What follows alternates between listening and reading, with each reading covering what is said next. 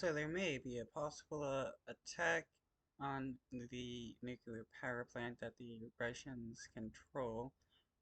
Supposedly, the Russians are going to retreat from the power plant, and Putin is going to basically blow it up. Europe's largest nuclear plant. On the banks of the Dnipro River. On one side, Ukrainian territory, on the other, Russian-occupied land. There, inside the Zaporizhzhia plant, captured Ukrainian technicians work at gunpoint. Olga Koshana is in touch with those inside.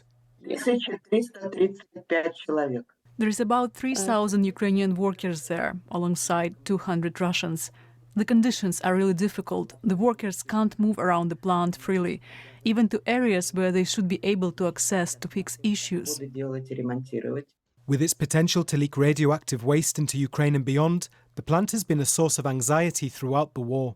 Now, Ukrainian authorities have issued their starkest warning, claiming by tomorrow all Russians will be evacuated from the plant, which they've mined. Russia must clearly understand the world sees what scenarios terrorists are preparing for, and the world is ready to react. Radiation is a threat to everyone in the world, and a nuclear power plant must be fully protected from any radiation incidents.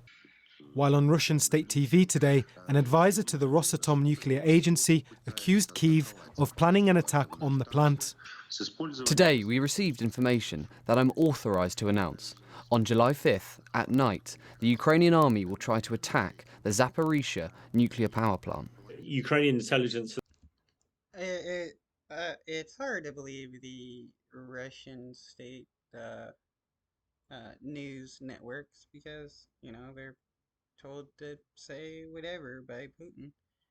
And why would the Ukrainians want to blow up the power plant when that would be very devastating to them?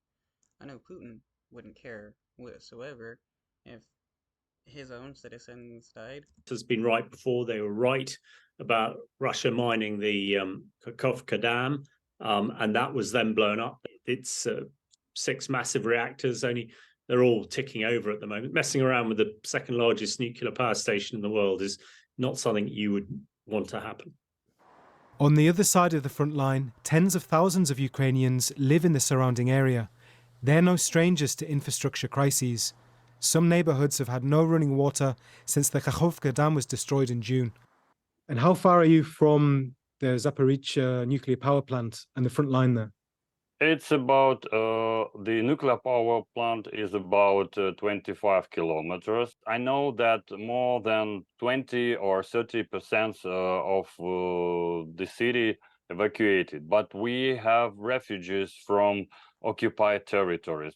We have emergency bags. We have local news and social media channels that inform us how to prepare, what should we collect, what should we arrange. We have air alarms, maybe every hour, and now we are talking and the air alarm is sounding out of my house, and we don't know what air alarm will be the last. Inside the plant, tension among workers is just as high.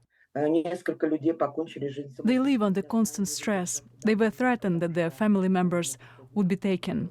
I know several people killed themselves because they weren't able to live with the stress. I'm in constant connection with personnel on the station. They say there is no movement of Russians out of the station. An information war is clearly underway, but should we be sceptical of hot air on both sides? Oh, absolutely, entirely. I mean, the psychological operations, as we call it, a key part of warfare, an absolutely key part of this.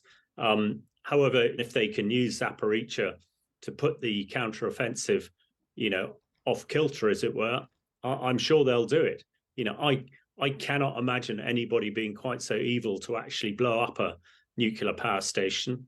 But, the Russians and Putin in particular keep doing things that are unbelievable. Until tomorrow, it remains a war of words. But accidents can happen. And in this war, critical infrastructure, pipelines, dams have become fair game.